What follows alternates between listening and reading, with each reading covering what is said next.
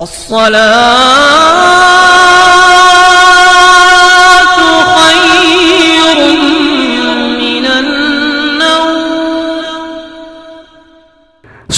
اپنی بربادی کے افسانے کہاں جاتے، تیرا در چھوڑ کر خواجہ یہ دیوانے کہاں جاتے۔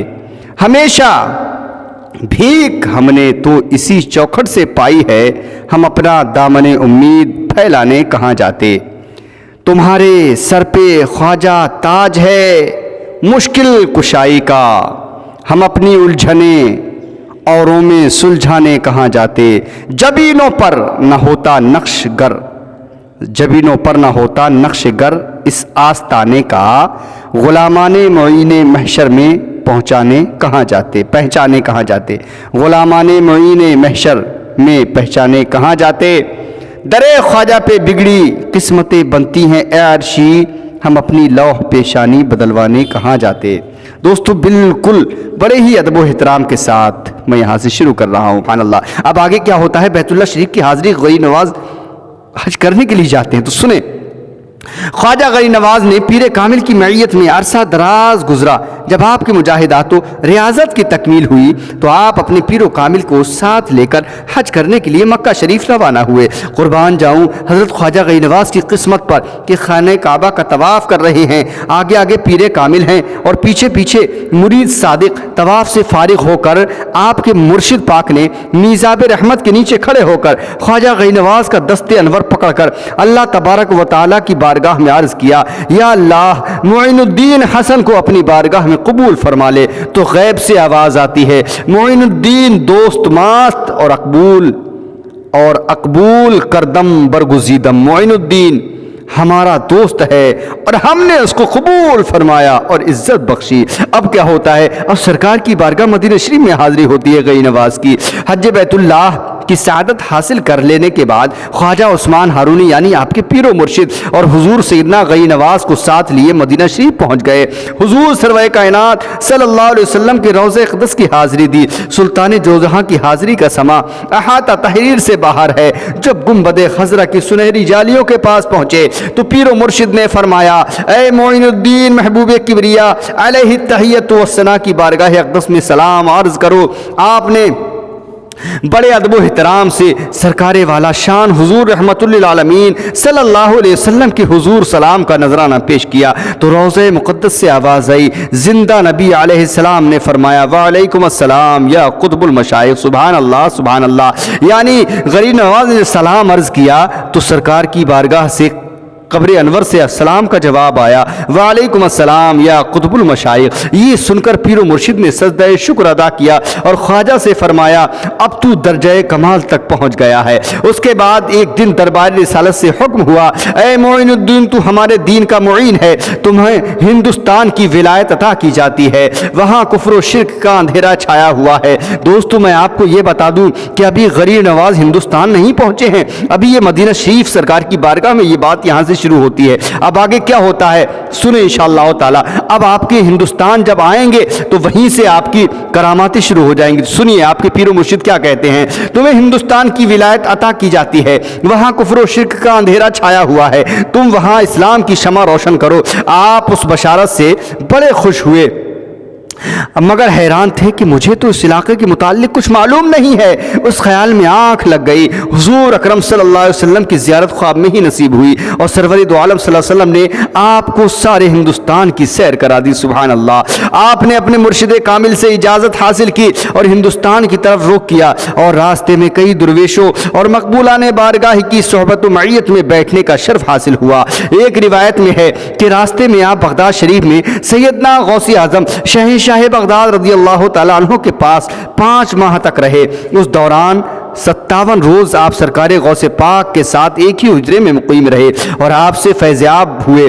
بالآخر آپ لاہور پہنچ گئے جہاں پر آپ نے حضرت داتا گنج بخش علی حجویری رحمۃ اللہ علیہ کے مزار مقدسہ پر اعتکاف کیا اور فیضیاب ہونے کے بعد 90 لاکھ ہندوؤں کو مسلمان کرنے والے خواجہ کی زبان اقدس سے بے ساختہ یہ نکلا کہ آج بھی مزار مقدسہ پر لکھا ہوا ہے، گنج بخش فیض عالم مظہر نور خدا ناقصاں را پیر کامل کاملہ رہنما، یعنی کہ آپ نے 90 لاکھ ہندوؤں کو کلمہ پڑھایا۔ اب آگے بڑھتے ہیں۔ اب غریب نواز یہاں سے اب آپ کی تشریف آوری ہونے جا رہی ہے اجمیر شریف کے اندر. سنیں انشاءاللہ تعالی، بس زیادہ لمبا نہیں، تھوڑا سا اور میں انشاءاللہ تعالی مختصر سے جملوں میں آپ کو بیان کر رہا ہوں. سنیں، پھر لاہور سے اجمیر شریف میں آمد، پھر لاہور سے براہ راست دہلی اجمیر شریف تشریف لائے. آپ کے ساتھ 40 درویش تھے جن کی صدائے توحید اور لا الہ الا اللہ کی ضرب سے اجمیر کی در و دیوار وجدے میں آ گئے، یعنی دیوانے ہو گئے. خواجہ غریب نواز اور آپ کے ساتھی شہر سے باہر ایک سایہ دار مقام پر درختوں کے نیچے بیٹھ گئے. یہ وہ مقام تھا جہاں پرتھوی راج کے اونٹ بٹھائے جاتے تھے. دوستو، جو میں نے ذکر کیا ہے شروع میں کہ یہی سناؤں گا، انشاءاللہ آپ سن لیں انشاءاللہ تعالی. اونٹ بٹھائے جاتے تھے. شتر بانو نے جب ان درویشوں فقیروں کو یہاں بیٹھے دیکھا تو کہا، یہاں مت بیٹھو، اس جگہ پر تو راجہ کے اونٹ بیٹھتے ہیں. خواجہ صاحب نے فرمایا، اچھا بھائی، یہاں اونٹ بیٹھتے ہیں تو وہی بیٹھیں. آپ اپنے درویشوں کے ساتھ انا ساگر کے مقام پر تشریف لے گئے. چنانچہ سار بانو نے جب شام کے وقت وہاں اونٹوں کو وہاں لا کر بٹھایا تو بیٹھ گئے، مگر جب صبح کے وقت ان کو وہاں سے اٹھنے کے لیے کہا تو کوئی اونٹ بھی نہ اٹھ سکا. یہ غریب نواز کی پہلی کرامت ہے. ہر چند کوشش کی مگر کامیابی نہ ہوئی. آخرکار انہوں نے سارا قصہ راجہ کو سنایا. راجہ نے کہا، اگر تم چاہتے ہو کہ اونٹ کھڑے ہو جائیں تو خواجہ سے معافی مانگ لو. چنانچہ شتر بانو نے آپ کی خدمت میں حاضر ہو کر معافی طلب کی. آپ نے فرمایا، جاؤ، اونٹ کھڑے ہو گئے ہیں. جب ساربان واپس آئے تو کیا دیکھتے ہیں کہ واقعی سارے اونٹ کھڑے ہوئے ہیں. سبحان اللہ. یہ غریب نواز کی کرامت آپ نے سنی. اب سنتے ہیں انشاءاللہ تعالی آنا ساگر کا وہ بہت ہی پیارا واقعہ. اجمیر شریف میں جب حضرت خواجہ غریب نواز نے انا ساگر کے کنارے ڈیرا لگایا، انا ساگر کے اس تالاب کے چاروں طرف ہندوؤں کے بہت سے مندر تھے. خواجہ صاحب کے غلاموں اور عقیدت مندوں نے اس تالاب میں سے پانی لینا چاہا اور ہندوؤں نے انہیں وہاں سے پانی نہ لینے دیا، دھکے دے کر گھاٹ سے اتار دیا. غلاموں نے حضرت خواجہ غریب نواز رحمۃ اللہ علیہ کے حضور آ کر سارا واقعہ عرض کیا. آپ نے ایک مرید کو اپنا لوٹا عطا کیا اور فرمایا کہ اس میں انا ساگر سے پانی بھر لاؤ. چنانچہ جب اس مرید نے اس تالاب سے اس میں پانی ڈالا تو سارا پانی اس مٹی کے لوٹے میں جذب ہو گیا، یہاں تک کہ اتنے بڑا تالاب کا پانی ایک چھوٹے سے کوزے میں سما جاتا ہے اور سارا تالاب خشک ہو گیا. سارا تالاب خشک ہوتے ہی پورے اجمیر میں تہلکہ مچ گیا. بروایت و دیگر اجمیر کے تمام کنویں اور تالاب بھی خشک ہو گئے اور شہر میں کوہرام مچ گیا. بالآخر شہر کے معززین حضرات خواجہ بے کساں کی بارگاہ عالیہ میں حاضر ہوئے اور عرض کرنے لگے، اے خواجہ غریب نواز، تو تو غریبوں کا نوازتا ہے. پانی کے نہ ملنے سے پورے شہر میں مخلوق خدا تڑپ رہی ہے، مر جائے گی. آپ سے عرض ہے کہ آپ کرم فرمائیں اور ہماری غلطی معاف فرمائیں اور پانی کو جاری فرما دیں.